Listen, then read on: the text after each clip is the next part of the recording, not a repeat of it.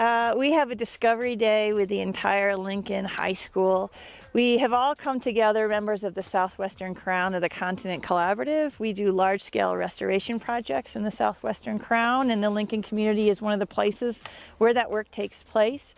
Now that we are 3 years into that project, we've started taking high schools out on these Discovery Days so they can get out into the woods, see the kinds of work that we're doing, talk about what monitoring is, and experience some of that and get training from some of the biologists who are involved with these large-scale projects.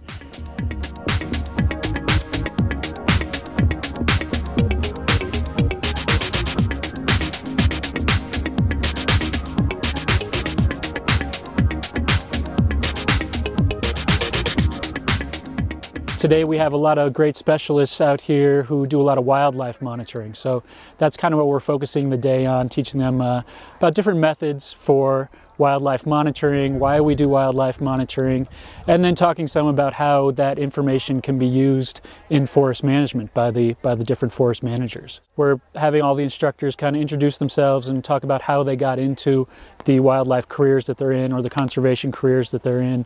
And so especially for the juniors and seniors, I think it's good for them to hear. So today we have 4 different stations for the kids to experience the kinds of monitoring that are possible in this landscape and ongoing, often in association with a lot of the projects that the Southwestern Crown is involved with. One of the stations involves learning how to track carnivores on your snowshoes in the snow.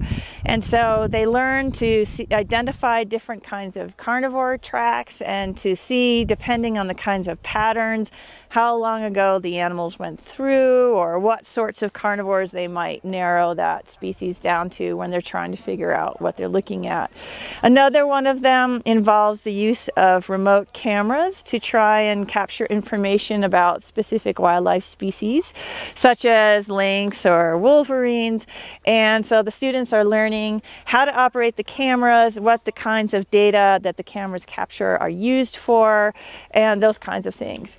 A third station involves learning how to use radio collars or GPS collars or satellite collars on different wildlife species to gather all kinds of information about what sorts of habitat they use in these areas, how managers might want to change the way that they're managing those lands so that they better manage for those species, and also just how many there are in the area.